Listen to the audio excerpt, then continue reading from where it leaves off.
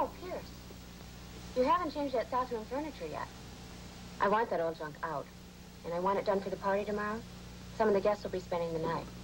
Yes, Miss Powell. What shall I do with the old furniture? I don't care. Burn it.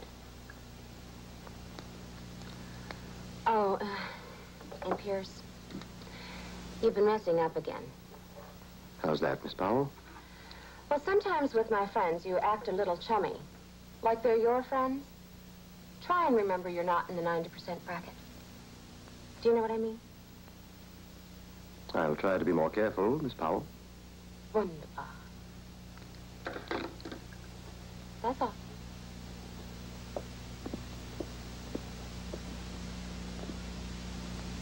Alan, you kinky boy. Spying on me. You get your kicks in the strangest ways. Why aren't you spending more time with me? Well, you know I've been busy with stuff for the party. Well, I came out here to see you. If I can't do that, I might as well... Play tennis. Go sailing. Enjoy yourself. You're a big boy. Diane, I don't understand your attitude at all. I thought we had something. We did. We had a fabulous time in St. Thomas. Diane. Alan, you look great in a swimsuit. Diane, Mary has enough to kill me in a custody hearing. I'm risking a hell of a lot with you. Because you mean a hell of a lot to me. Oh, Alan, that's really sweet. But I just put my makeup on, and I don't want to have to do it again. Okay? Diane.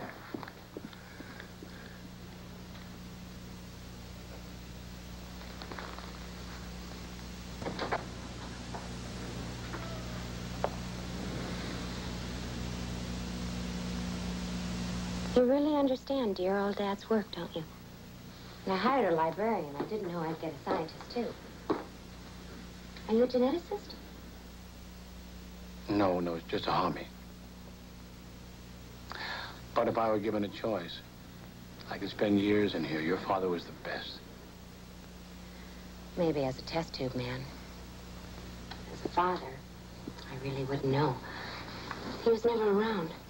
Dear old Dad's will said I had to keep this library going in order to get my inheritance. If it was up to me, I would have burned these books. Every last one of them. Come in here with a flamethrower and, but enough fantasies. You know, David, you've avoided socializing with us long enough. I'd like you to have dinner with us tonight. I'm sorry, I can't. Yes, you can. My cousin Donald's just back from Europe. I think he was at some film festival or something, trying to pass himself off as a producer. Well, I'm afraid that I have to leave. Something has come up, something very personal. You can't leave. Don't miss my masquerade party tomorrow. Celebration of the vernal equinox, coming of spring, and all that jazz. Big bash of the season. Yeah, I'd like to stay. Can't. Well, at least you can stay for dinner. Well, I had planned on leaving as soon as I straightened everything out. David, it's only a couple of hours. Right after dinner, Pierce will take you back to the mainland. It's the least you can do for not giving notice. Well, thank you.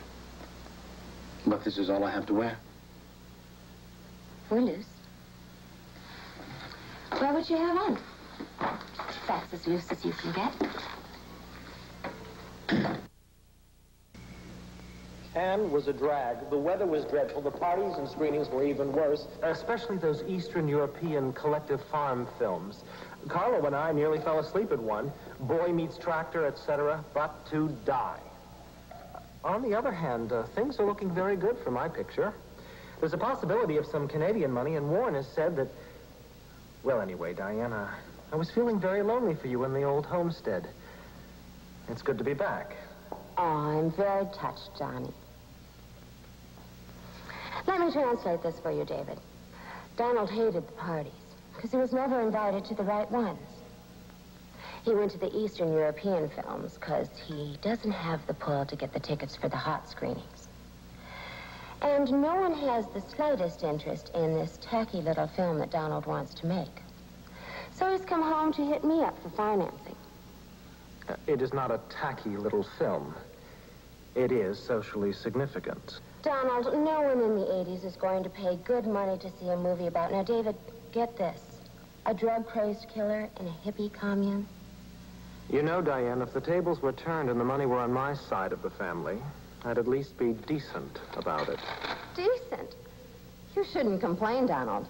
I take very good care of you. I give you free room and board. I could have you helping Pierce with the dishes. Would you like that, Pierce? Whatever you say, Miss Powell. Diane,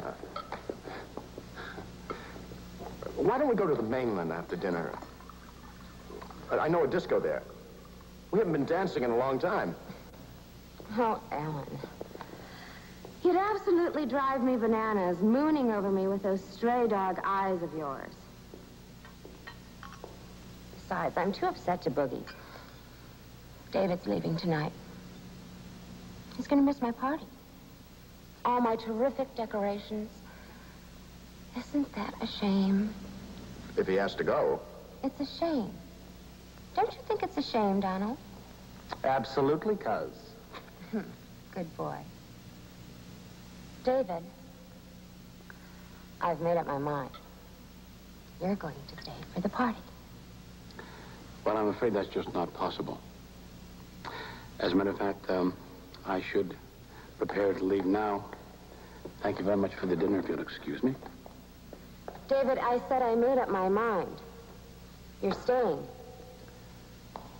I can't. Are you going to swim? Diane, if he really has to go. I said he's staying. Don't you think you should stay, Donald? Absolutely, cuz. Carlo? He doesn't speak English. Of course he does. Carlo? Well, terrific. Then we all agree. Ciao, everybody. It really will be a fun party. Try and enjoy yourself.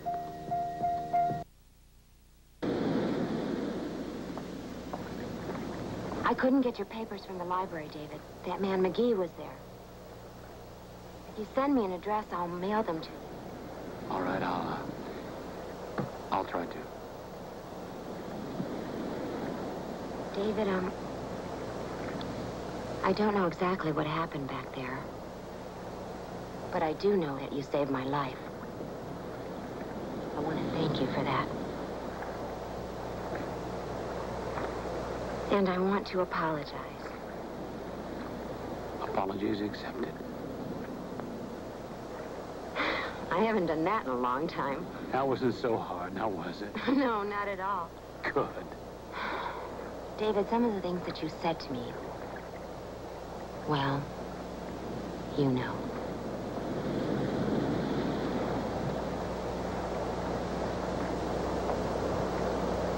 I know.